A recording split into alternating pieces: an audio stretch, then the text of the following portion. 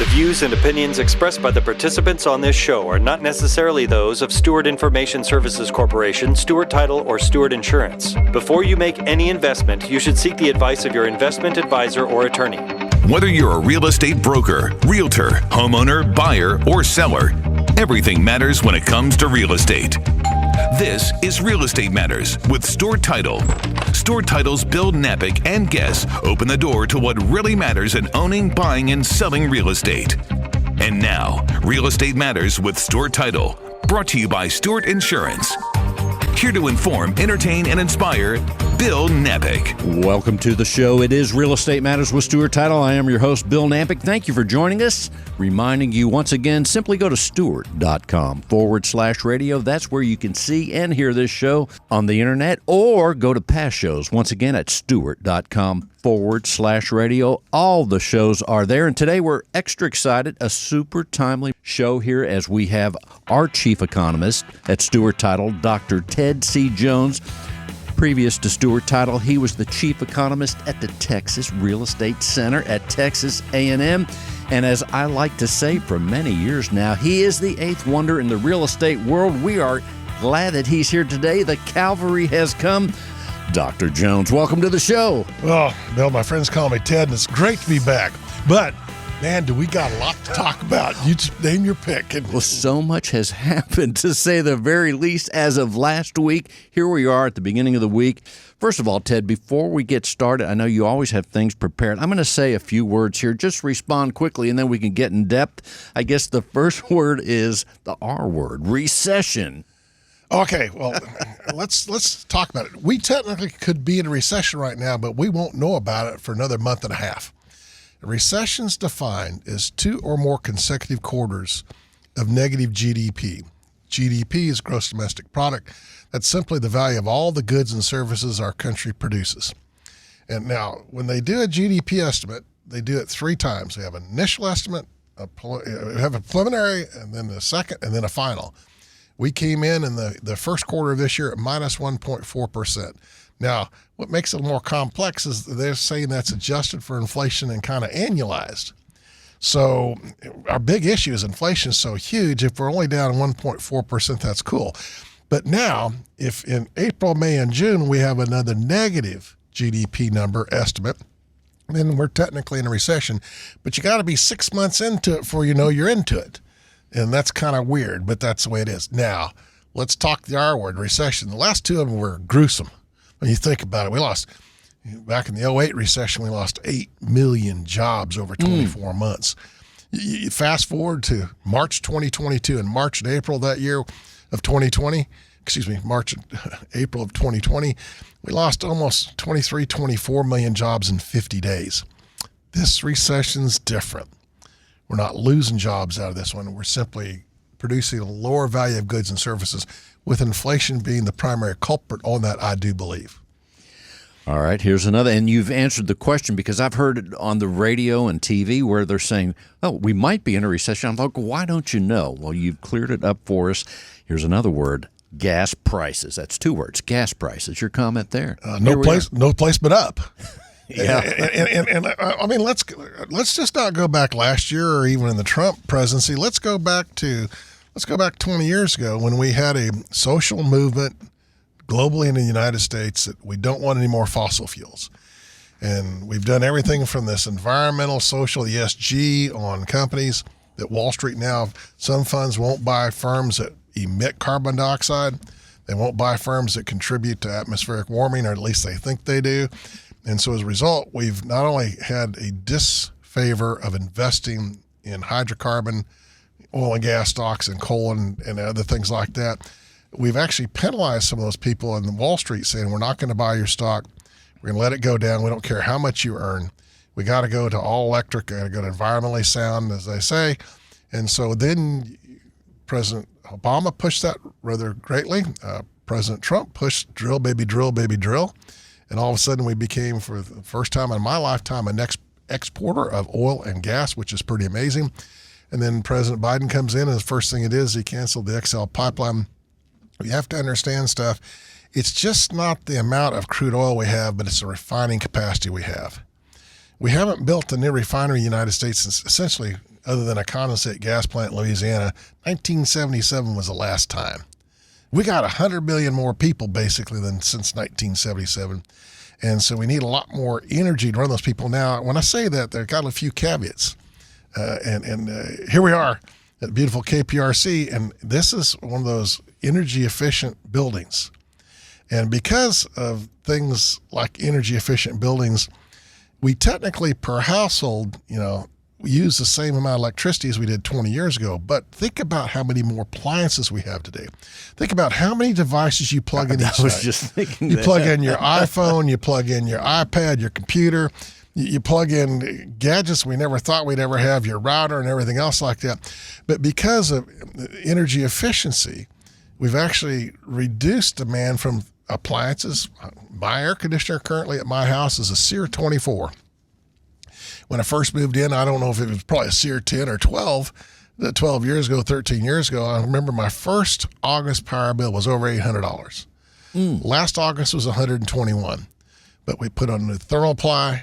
We put on new windows, energy efficient windows. We got tax credits for those. We put in the super efficient air conditioners.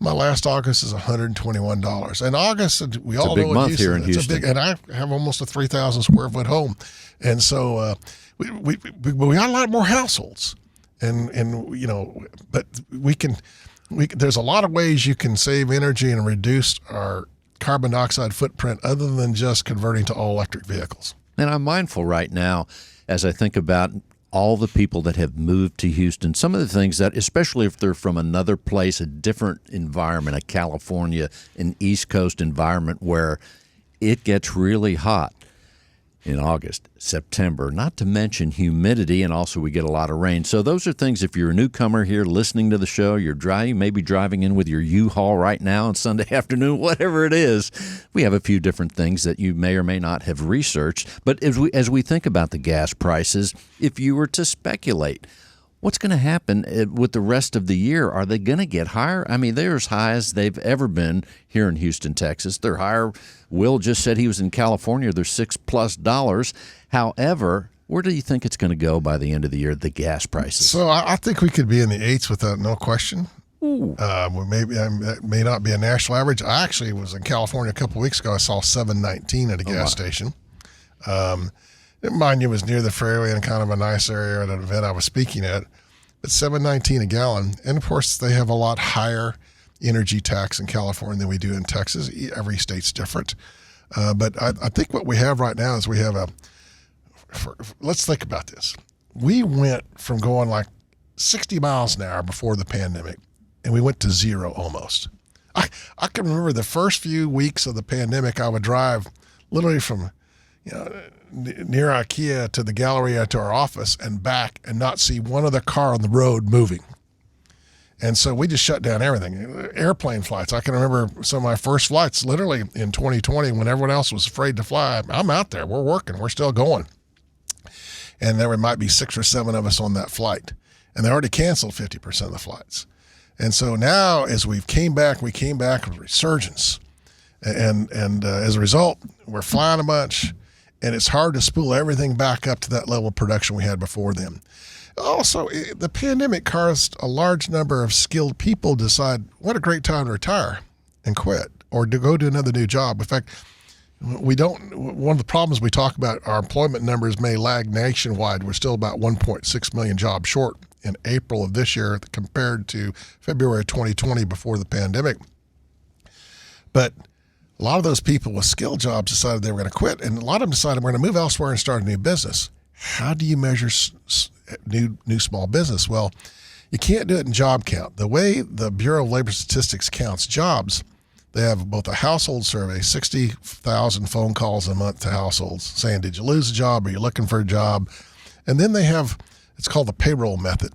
The IRS, the Bureau of Labor Statistics, each month gets a report as of the 12th month, whatever it's weekly or biweekly or monthly payrolls, whatever it is.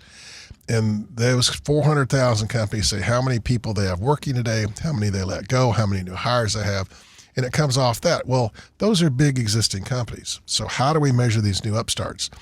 Well, if you open a new small business, you're going to have to apply for what's called an employee identification number with the IRS. And what we're looking at is, since the pandemic, millions, a record number of new EIN number applications.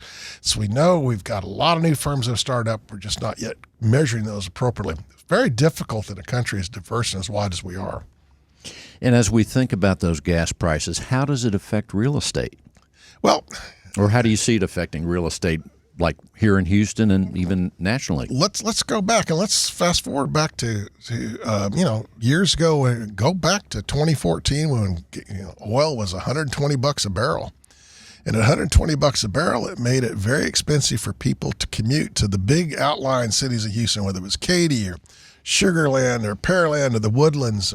Conroe, yes. I mean, all those, which are now major entities. And so what it did is people thought, well, I can pay a little more for a home near, if I'm working in inner Houston or near downtown Houston or inside the loop or just outside the loop, because I'll have lower commuting costs.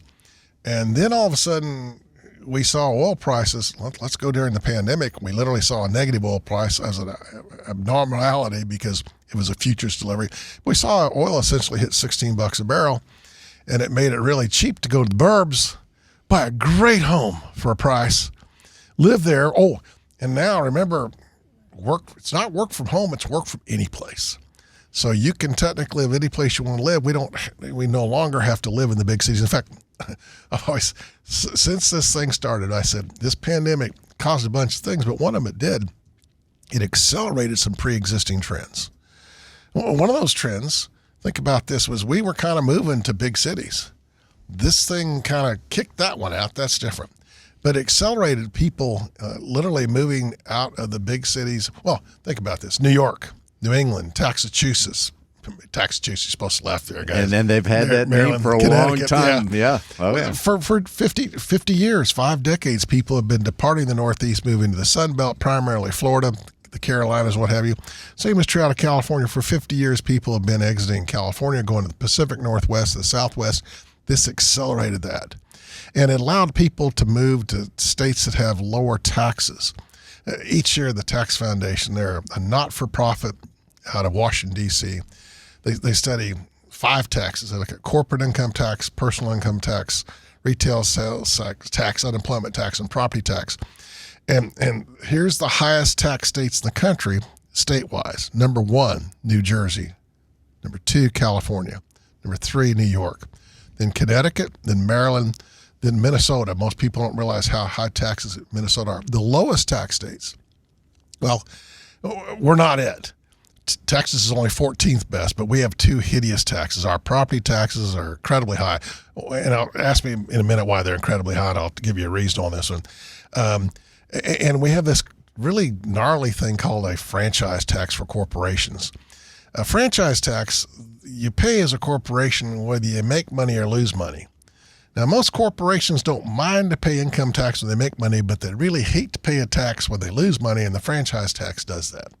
So, but the best places, lowest prices in the country, tax-wise, do business. Number 1, Wyoming. I was going to say, Wyoming. There you go. A little cold there, though, Ted. It's brisk. Well, brisk. Number 2, South Dakota. Oh, and by the way, remember, number 6 highest was Minnesota. Second lowest is South Dakota. You ought to go to Sioux Falls and see that city just boom with the number of people that are going to avoid state income taxes, just live a couple hours away from where they used to live in Minnesota, save a lot of money, and have a very similar lifestyle. Number 3 lowest, Alaska. Not a lot of us going to be willing to move to Alaska. Number 4, Florida. And Florida's been the big winner. Now, ask me about the property taxes in Texas. Why are the property taxes? I like this where you're providing me questions. That makes my job easy. Why are the property taxes right here in Houston, Texas, so darn high? Well, in Texas, of course, we don't have a state income tax, and which is, there's 7 states that do not have state income taxes, which is good. But then what we've done, education's our future. We're all going to agree with this. If you don't develop skill sets, you're going to be forever a minimum wage person at best. So let's develop marketable skill sets, but the first hurdle of that is a GED. And so in Texas, what we've done forever is we've funded K through 12 in our public school system exclusively in Texas with property tax. So we all know that we can't cut our K through 12 school systems. We get that. So the question is, if you want to reduce property taxes, what tax group do you want to put that burden on? A lot of people immediately say, I want to do retail sales tax. The problem is our lower income people who have the lowest ability to pay taxes. In fact, roughly 53% of Americans last year paid no federal income taxes at all. But if you're lower income, you literally live hand to mouth and you buy everything you have to eat, everything everywhere, which means you're buying retail on almost everything. And other than the food that's excluded from retail sales taxes, they basically get taxed on every dollar of their income. And so that means we call it's regressive to lower income to have taxes like that. So you're going to actually put a bigger tax burden on our lower income people if you increase things like sales tax. So what no one wants to hear, and I'm sure not going to comment about it, but some people are saying, well, we need an income tax. Pity the poor politician that puts that up as their first campaign volley. In Texas. In Texas, yes, sir, in Texas. Other states, that's okay. But then you let's go to California. California not only has the highest state income tax in the United States, it's 13.3% at a certain level. Highest state income tax at all. And literally, like I said, in the entire U.S., 13.3%. The current California wants to double that. So can you imagine? Let's just take there's someone that's making a high income earner relative. Well, let's make it. It's over $1 million. Right. So someone's making $2 million a year in California. They're already paying a federal income tax that's quite sizable. Yes. Number two, here comes the state income tax. Right. Why do y'all think that Elon Musk moved to Texas? Remember, he sold billions of dollars of Tesla stock last year. Well, look at the taxes he avoided legally. In other words, this is legal. He just moved to a state that didn't charge a state income tax. And if you think we have a lot of California license plates in Texas right now, wait until if Governor Newsom, if he ever gets that passed, you'll see a lot more of them because they're going to come here faster and faster and faster. Those are the trends we were talking about. That's incredible. We're talking with Dr. Ted C. Jones, one of our major distinctions at Stewart Title. He is our chief economist. That's right. We have a chief economist, and he visits this show on a regular basis. We're so glad about that. Ted, as we continue, how about interest rates? Now, again, since you were here last, interest rates, I forget, might have been 2.5, give or take, but here we are. Highest ever. Actually, 30-year conventional fixed-rate mortgages, lowest in history, were a year ago, January, 2.65%. I think earlier this year when I was with you, we're in the threes, kind of higher threes. The latest I recall from the Freddie Mac, it's called the Primary Mortgage Market Survey. They've been doing that every year, every week since April of 1971, 5.25%. Whoa. I'm actually thinking we'll see 6% without question this year. And so interest rates are having a very big impact. Not only, let's just talk homes. Home values have gone up. So even if interest rates stayed the same, you put 20% down, your monthly principal and interest payment would be more. Now we get the double whammy. Not only have prices gone up, but interest rates have gone up. And this number will sober you up. If Fannie Mae's correct in their forecast next year for 2023, and what home prices will be, median home price in the U.S., and what the average interest rate will be for the year.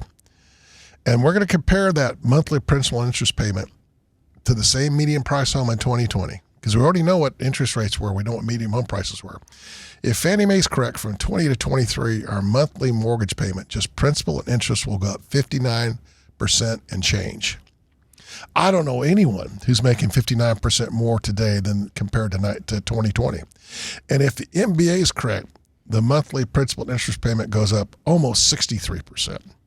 And therein lies the issue of you just can't afford to pay for this in this period of time, even if you had a static salary. And while we are getting raises, remember inflation last month, 8.3%, the second highest month in 40 years, with the month before that 8.5%, the highest in 40 years. And so if you, for example, got a great 4% raise last year, but inflation's up 8.3, 8.5%, you actually have 4% and change less money to spend to buy the stuff you want to live on and play and everything else. So inflation's really gutting our interest rates. I expect interest rates to go up. Like I said, it would not surprise me at all if we touch in the 6% range this year. but there's good news if you're going to buy a home. And on that note, as we talk to our chief economist, Dr. Ted C. Jones at Stewart Title, we're going to take a quick break and come right back. If you're a real estate professional, then listen closely. Cyber criminals are targeting our industry. They are impersonating real estate professionals, homebuyers, sellers, and title agents. Their goal is to gain access to your inboxes, computers, and clients so they can steal information and funds. Does your business insurance offset these risks? Not sure? Contact Stewart Insurance to determine if your business is properly insured. Visit stewartinsurance.com or call 866-798-2827. Visit stewartinsurance.com or call 866-798-2827. As we continue with our chief economist, Dr. Ted C. Jones with Stewart Title. Ted, we stopped at interest rates. Let's finish up the interest rate topic right now. So I believe rates are going to go up. First of all, I want to do a different perspective on interest rates. I want to rewind. I just become a professor at Texas A&M, chief economist at Real Estate Center, College Station. We had a new home built for us. Big Texas country porch, metal roof, all this kind of stuff. I love the metal roof. Oh, yeah. Yeah. And I can remember going to the bank in November of 1989 to close with my wife, and I walked out of there, and I was thrilled. We got a 30-year conventional fixed-rate loan at 9.75%. Nice. But that was the first time in over 10 years it had been below 10%. We saw it bubble up for certain people above 19%. So what happened? Go back to 81, 82 when interest rates blew up, kind of like they're blowing up right now. We had big inflation, kind of like we had big inflation right now, so rates went up. That's when we invented the adjustable rate mortgage. But that was a really risky mortgage because every year your interest rate adjusted. Well, let's fast forward to now, and we've learned that you can't put a person at risk that puts a little bit down to buy a home, and one year their rates may go up so much they could lose their home because they can't afford to make the payment. And so what Fannie Mae and Freddie Mac have done, government GSEs, government-sponsored entities, they'll actually buy a loan it looks identical to a 30-year conventional fixed-rate loan. That means your monthly payments over 30 years completely amortized loan. The difference is these loans, they're fixed for not 30 years, they're fixed for 5 or 7 or 10 years. Since most of us live in our houses between 7 and 10 years, then it kind of makes logic to get one that's fixed for 7 to 10 years and then probably sell a house and move to another one. And now at that point in time, those mortgage payments will go up on those 7 to 10 years. It's called a hybrid 5 to 7 to 10 year. It's a hybrid loan from Fannie Mae in particular, Freddie Mac too. So let's just go back to like just a couple of weeks ago when I can remember when mortgage rates were in the mid 4s, 30-year conventional fixed rate mortgages. That hybrid mortgage was 3%, and you were locked in for 7 to 10 years at no variation. So all of a sudden, if I'm thinking I'm going to be there for 10 years, and I'm probably not going to be there 30 years, most of us never live 30 years in a house. That's a good point. And so why not get one of these hybrids? So 2 ways to get this. We have incredible lenders in Houston. We also have a bunch of really knowledgeable professional realtors. And the realtors know the lenders that are real experts in these type of programs, and they're not at risk. Now, we had horrible mortgages back in 2004, 5, 6, and 7. They'd say, what rate do you want? You say, well, I can afford 5%, so I'd give you a 5% loan. But what it would do is it would be a negative AM loan. That means your interest rate may have been 7%, so every year, even though you made your payment, your loan got bigger. We don't have those loans anymore. So we want to go with those loans that are promulgated by that Fannie Mae and Freddie Mac will buy. They're going to be at least 100 basis points or at least a full percent less than the 30-year conventional fixed rate. And let's look at this. And we need to change our mindset that we're going to live there 30 years. The odds are pretty close to zero. You're not. And we need to change our mindset that, as long as I'm protected for 10 years, I'll roll those dice. I finally lived in a place, the last 2 places more than 10 years, and one of them was 12, one of them 13. But even if rates went up, there's always a max when they can go up in a year on these type loans. I'd have been better off, much, much better off.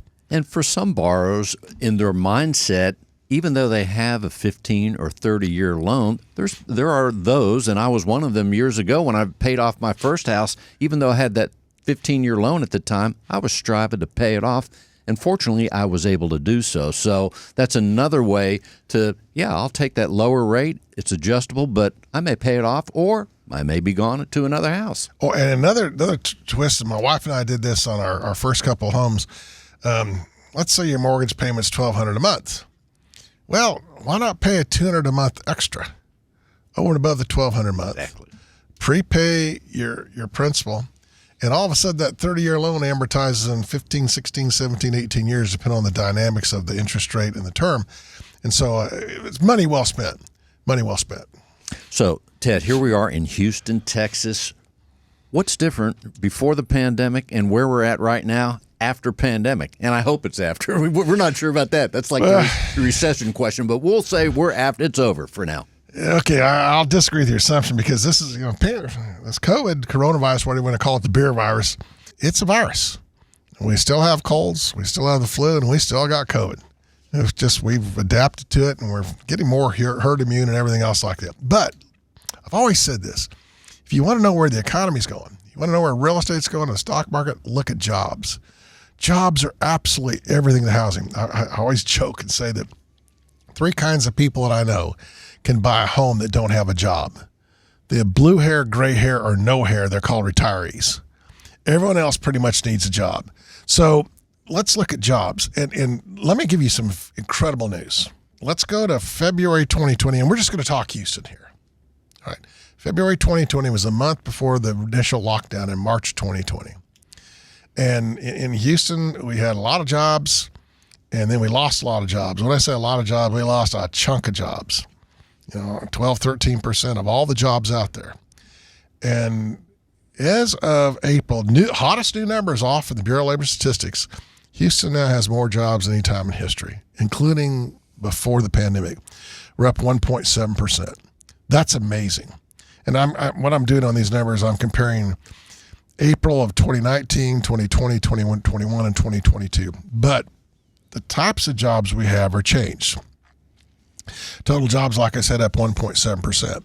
Let's just go to the elephant in the room and talk oil and gas. Now, good news or bad news, whether you're employed by oil or gas or you're buying it, one of the two, is that oil prices today are in the $110 range. Up from $16, a couple of years ago. Think about that. That's massive. But down from $93 in 2014. In oil and gas, we've changed the way we do business. In fact, I want to tell you this. I believe that every business in America has changed the way they do business. Now, in Houston, Texas, even though we have the highest prices we've had since before the pandemic right now, but not back in June 2014, we now have 15.2% fewer oil and gas workers. That's classified in the mining and logging segment of employment. Get that 15.2% less. But I'm going to throw a number at you that'll blow you away in a few minutes. Even though we have 1.7% more total jobs in Houston. Now, who's the big winners? The trade, transport, and utilities has 6.2%. That doesn't surprise me. We're buying stuff. I heard this past week the CEO of Citibank saying that we have $3 trillion more in our bank accounts today than we had before the pandemic. $3 trillion. And if you've ever learned anything, when you have more money in your pocket, you spend it. And that's one of the reasons we're driving inflation, is we've got a lot of money in our pockets for those that didn't lose their jobs. And those were higher paying jobs. And so we're spending it, and that rolls up trade, transportation, and what have you. Now, another big growth one's going to surprise everyone, but maybe not. Government employment in Houston, and that's on a state, federal, and local basis. And this is Houston, the metropolitan statistical area. It goes Galveston all the way out to Sugar Land, Katy, all the way up to the Woodlands, all this huge metro area. Government employment's at 4.5%. No surprise here, education health services are up 7%. We need more health services today because of what we've done with this pandemic. And also we need more today because during the pandemic we delayed a lot of procedures and treatments, and people that are now paying the price for having delayed that perhaps. And another one that's big growth markets, financial activities. That was the one thing that during the pandemic didn't lose hardly any jobs.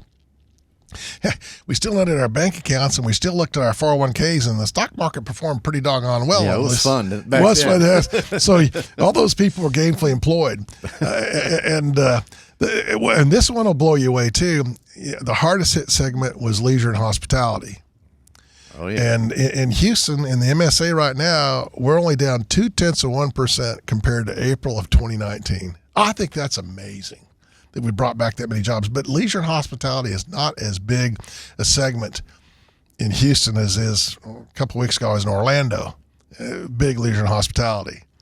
More than double the percentage of workers. So let's talk real quick about oil and gas. Remember I told you I've got something that every business in America is doing. And let's go to 2014. We don't have 2021 numbers yet. I'm going to talk about U.S. oil production. I want to talk about average price and the total number of workers in oil extraction in the U.S. 2014, we drilled and produced 8.8 million barrels of oil per day at that point in time. The average price that year was $93.26. We had roughly 525,000 people in oil and gas extraction or directly behind them. Fast forward to 2020, and like I said, we don't have 2021 numbers yet. Prices dropped $39.16%. Prices dropped 58%. Imagine your business if your revenues dropped 58%. How do you stay in business? Well, some didn't. Some people went out of business, whether it was in retailing or anything else like that. Oil and gas, some drillers went out, and the others bought them at pennies on the dollar. And since they're in there's fixed costs involved in oil and gas, in particular fixed costs to drill a well, fixed costs put in pipelines. You got to sell a lot more just to cover your fixed costs. So our production went up from 8.8 million barrels per day to 11.3 million barrels per day. That's a 28.7% increase. I'm rounding at 30%. So we went from 2014 to 2020. Prices dropped roughly 60%, but we produced 30% more oil. But we're producing 30% more oil with 40% fewer workers. We've changed the way we do business. I guarantee you, go to a restaurant now and tell me about your customer service. They're doing more with less. Any business in this country is doing more with less. Oh, and then throw in this last tidbit. We're producing 30% more oil with 40% fewer workers, using 76% fewer drilling rigs. Oh, and I got a great example of this. The Houston Association of Realtors was the first realtor association in the United States of America that put a consumer-facing website that allowed the consumer to get on their home computer and search for homes for sale. Did y'all know that? Houston's Bob Hale, the leadership of the Houston Association of Realtors back in the 90s, late 90s, did that. Let's fast forward to today. We saw during the pandemic best home sales in 14 years. But a lot of times people bought a home without having been in the home, and you couldn't have done that without a consumer-facing website. So technology, just like in oil and gas, 76% fewer drilling rigs, we don't have to have as many people walking through a home to buy a home. In fact, a large number of people purchase homes sight unseen. They only looked electronically online. And relied on the realtor in so many cases. We hear about that on this show all the time, where the person's far away, California will say again, and they rely on the realtor to say, okay, let's do it. And that's why it's so important to use that local, expert, consummate neighborhood realtor that knows that market like the back of their hands. It's interesting to see in this pandemic how real estate has changed the practices. You talk how things have been done in the food industry and so forth. Real estate in these record-breaking years, no less, that we didn't know they were going to be record-breaking back then. Fortunately, they are, but all the practices that have come into play, the things we're seeing above list price by sometimes $150,000, the multiple offers, and you bring up one of the things I was just going to say, the role of the realtor. Realtors listen to this show, not just here in Houston, Texas, and they are many times guests. In fact, most of the time, the role of the realtor as we look forward. What's the good real estate professional doing right now to get prepared for the future? And if you see it being different at this point in time, what do you see for the realtor 2-3 years from now? Well, let's just rewind to where it was. Go back 25 years ago, and the realtor still had the functions of taking care of all the legal contracts. They had the key maps here in Houston. We had key maps. But think about that time. Our realtors, much of the time, were spending 50% of the time driving people around in their car, showing them property. They were an Uber driver that wasn't getting paid for Uber. There you go. And today, our professional realtors are able to concentrate on here are homes that are best suited. Now, while most people still look for their homes online, majority do. Over 90% in the latest round, according to the National Association of Realtors, use the internet and search for a home. They rely on, even though they looked online, they rely on that realtor saying, here's what I want. Did I miss something? They're worried about not finding that perfect home that might be out there that they just didn't stumble across. So today, our realtors are actually more value added than they've ever been. They're sitting there finding you properties you didn't know about. They're negotiating not just the sales price, but the terms. Who makes the repairs? Who pays for this? What personal property stays and goes in the property, and the buyer and seller. So important to use that local, consummate professional realtor. That's why I'm telling you. Well, by the way, full disclosure, I was chairman of the Houston Association of Realtors in 2004. I don't sell real estate for a living, but I know a lot about it, and I was honored to do that. But folks, look at what realtors are doing today for you. And that's why I recommend it to you. You may not know a lender, but you know your realtor. Call up and ask about, or if you're looking for a home, ask them about these 5, 7, 10-year mortgages. While your realtor may not be the expert, they know the mortgage lender that is the expert on that. That local knowledge is key. Let's talk housing sales to begin with. Nationwide, housing sales are they're slowing.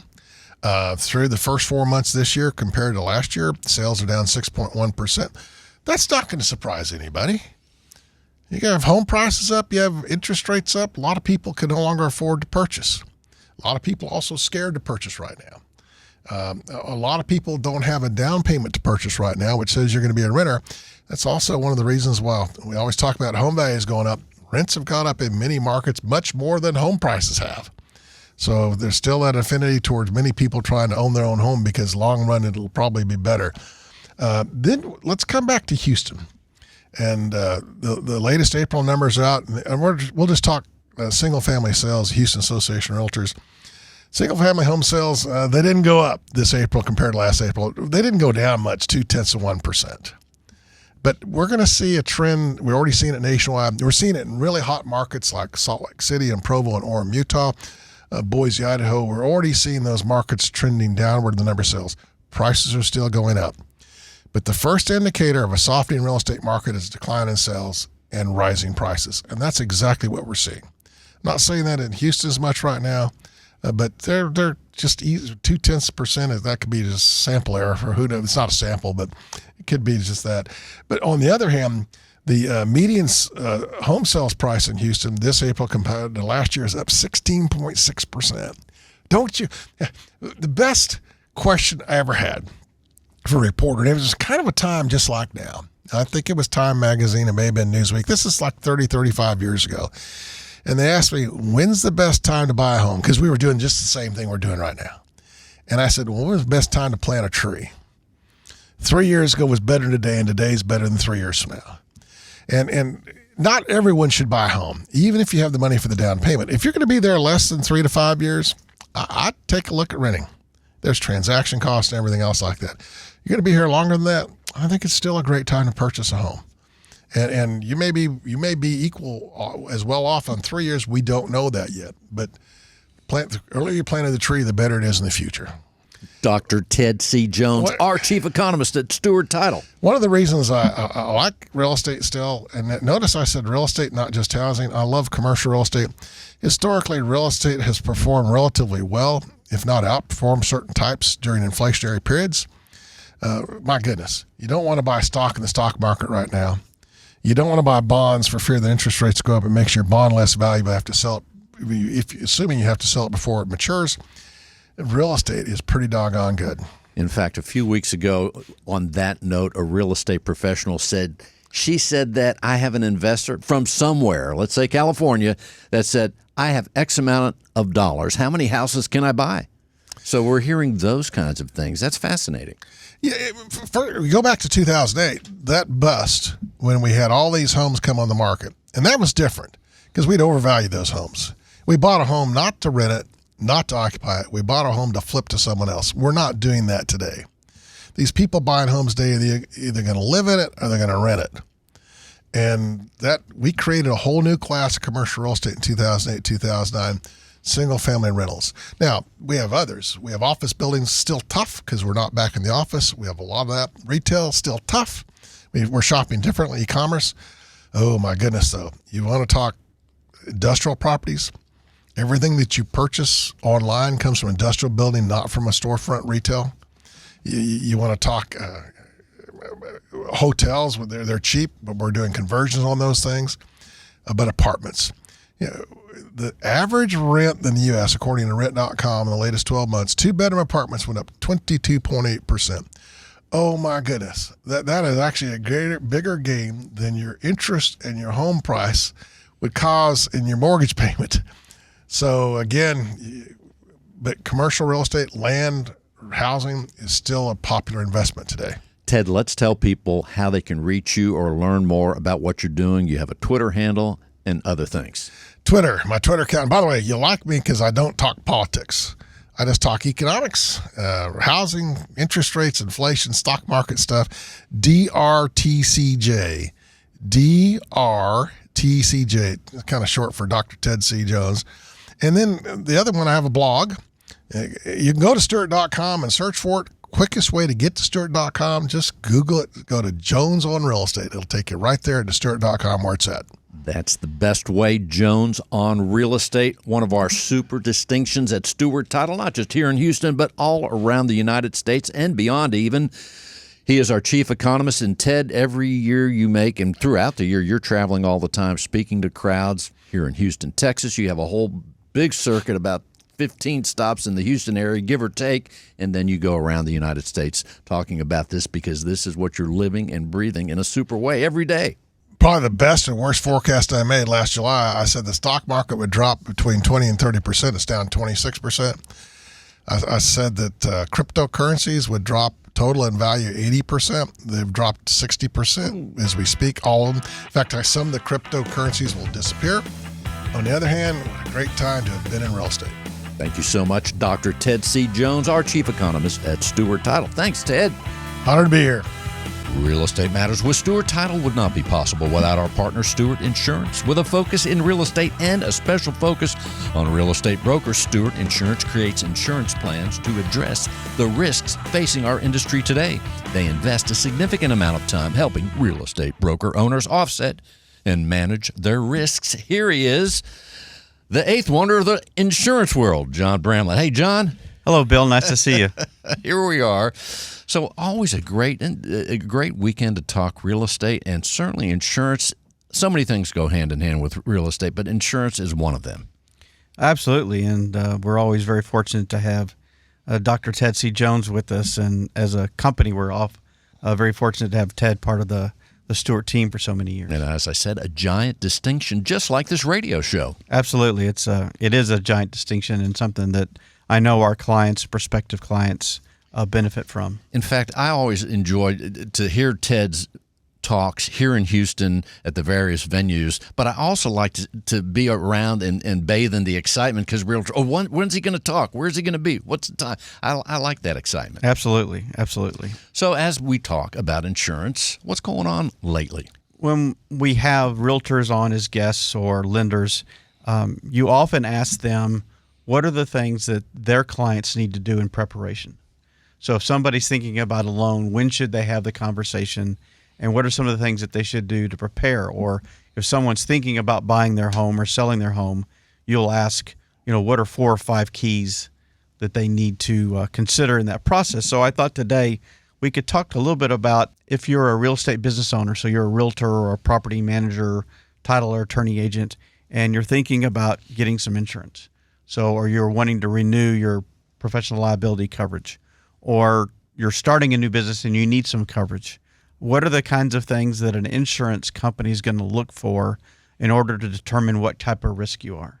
That's exactly right. That is on the to-do list of almost every endeavor, if not most of them. Absolutely. So what an insurance company is going to look at is what are the elements of your business or potential business that could potentially cause greater risk. So they're going to want to know how long you've been in business, how long you've been licensed, If we're talking about a broker, real estate broker, how long have you been licensed as a realtor? How long have you been licensed as a broker? Is this a brand new company? Have you been in business a long time? Because those, somebody that's been in business a long time has some experience, they may be less risk than somebody that's just starting out because of the experience aspect. They're going to want to look at the number of associates you have, whether they're full-time, part-time, W-2 or 1099 employees. They're going to want to look at the number of associates you have, because the greater number of associates, the greater amount of risk. If it's just John and Bill Real Estate, and that's us, potentially less risk for a claim than if John and Bill Real Estate had 300 agents. If you're an existing business, they're going to want to know what types of coverages have you had. So have you been properly insured? If that's the case, then there's a less lack of risk. If you have had coverage, with whom, what was the type of coverage? They're going to want to look at, have you had any claims? Because if you've had a claim, there's greater risk because they're going to be taking on some of that potential responsibility. Not for paying off that claim, but if there's been a claim, that there's a chance that a secondary claim could come about. So there's a concern about that additional risk. So has there been any claims? They're going to want to know if you anticipate anything. Do you think that there's something coming up that could be an issue? So again, those are important. They'll look at how your business is structured. Are you a sole proprietor? Are you a corporation? Are you an LLC? So they'll want to take a look at that to see, from that perspective. And then, how do you do business? Are you strictly a residential real estate broker, or do you have property management? I was going to say many of them have, many of them are adding the property management element. So have you added a property management? Are you doing a broker pricing opinions where you're coming in and formally saying, I think you ought to sell it for this, or I think you could buy it for this? Are you providing staging services? Are you doing now commercial? Are you doing leasing? So those kinds of things are going to take a look at. Are you representing property that you own? Are you representing the buyer and the seller on the same transaction? All those different, if you're representing the buyer and the seller, or if you're representing property that you own, and generally it's somewhere in the 10 to 15% ownership, those all are increased risks of claim. So those are going to affect what that premium or the cost of the insurance would be. So in the quest to be properly insured, we need to be prepared, think of these kinds of things that we're going to be asked several questions that relate to the type of business, and some might even surprise us, but you've given us some insight into that. Absolutely. Right here. I mean, what is the liability that you would like? I mean, if you would like to, for example, with a real estate broker, let's say if they had a $1 million plan. So it's $1 million per incident with an aggregate total for that policy period of $1 million. So that kind of coverage minimizes what your risks might be versus if you had $500,000. The deductible, the amount that you would pay prior to the insurance kicking in, if you had a higher deductible, that might affect your premium. But again, then that's more money out of your pocket. So what types of coverages do you have? So that's what you need to take a look at. They're going to want to know how well you document. We've talked a lot on this show about documentation and how important it is to record the conversations you have and the recommendations that you've made and the decisions that have come out of those. Do you document those? Does your firm have procedural processes? Does your firm have a process if an issue comes up? Does your firm back up its data? Do you have protection on that data? All of those elements can affect your insurability or the cost of that insurance. Kind of like when we do our taxes, documentation is everything. Absolutely. Because if you let's say there's a claim and you're in court or you're going through that process, and you can show the court that on a consistent and regular basis, you document everything. So when I've had a conversation with my customer Bill, my client Bill, I've made a note of what we discussed, or I've made a note of what Bill's decisions were. And if I can show that I do that on a consistent basis, then I'm less likely to be considered a violation, or considered I was not my professional best. And not only that, in today's high-tech world, and in fact, if we only look at the iPhone, in my case, is what I have. Our phones are so powerful in terms of applications to document, in terms of recording, even if we want to record a note or things like that, or take pictures. I'm thinking of insurance again in a car accident. Everybody's out there taking pictures and that sort of thing. So we're in a high-tech world. It's easier than ever to document. It is, but you still have to have that discipline, and then the fact that you've stored it. So, that if a client had a question about X, you responded and shared that here's the response, here's the decision you've made, confirming that. We talk about, from a cyber perspective, confirming all decisions, confirming all changes. Do you have a process in place for that? And are you sharing that with your clients up front, so that we're going to communicate this way during the time we're working together? And John, what else do you want people to know? Well, if you want to be properly insured, and all that really means is that you understand the amount of risk and accepting to the amount of risk that you're taking on versus what you're placing on the insurance company. If you want to have an insurance partner that'll take the time to make sure that you understand the different nuances, and so that you truly can be properly insured, that we'd like to have that opportunity at Stewart Insurance. And we can work with you on your real estate business insurance, so your professional liability, errors and omissions, general liability, business owners, cyber plans, as well as your individual or family insurance, your home, your auto, wind, flood, vacation home, vacant land. We can help. And you can reach us at 866-798-2827. That's 866-798-2827. You can learn more about us at stewartinsurance.com, or email us at stewartinsurance.com. All our Stewart websites are incredible. Stewartinsurance.com. The full menu is there. You can learn more. And once again, for those of us like me that like to make telephone calls, 866-798-2827. Thank you so much, John Bramblett with Stewart Insurance. Always a pleasure, Bill. As we wind up the show, he's back, Dr. Ted C. Jones, our chief economist at Stewart Title. I guess maybe one question, and we'll make that a rental question. Ted, are we better off renting today with interest rates on the rise, or what? So my speech topic this year, and every speech is different because every market and every day is different. Speech topic this year is Econ 101. It's all about supply and demand. And this is one of my tweets from this past week. And it's from Marcus and Millichap. They're one of the best apartment brokerage companies, among the best in the country. And they said high-end apartments at the end of March just had a 3% vacancy rate across the United States. 3%. Lowest in history. And that's down from 4.8% just 1 year ago. So rents are going to continue to go up, folks. And if you can lock in that rate, make it affordable, you're going to be there at least 5 years. I'll tell you, look seriously at buying that home today. And just a side note on that, here in Houston, Texas, we have some beautiful rental properties that are just with amenities and just beautiful. Not only that, you can see many of those actually on HAR.com, Houston Association of Realtors, because a lot of realtors broker those also. Indeed, a great website. Once again, HAR.com. And thank you, Dr. Ted C. Jones, our chief economist at Stewart Title. Thank you all for listening to Real Estate Matters with Stewart Title. I am your host, Bill Knapik, together with John Bramblett, Tom Carpentier, Larry Warren. We appreciate you listening. And if you missed anything on this show, or you want to see the YouTube video, that's right, we do that as well. Simply go to stewart.com/radio. That's stewart.com/radio.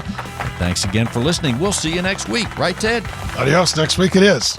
When it comes to real estate, everything matters. Whether you're a broker, realtor, homeowner, buyer, or seller, for informative and entertaining information when it comes to owning, buying, and selling real estate, tune in Sundays at 5 p.m. to Real Estate Matters with Stewart Title, brought to you by Stewart Insurance.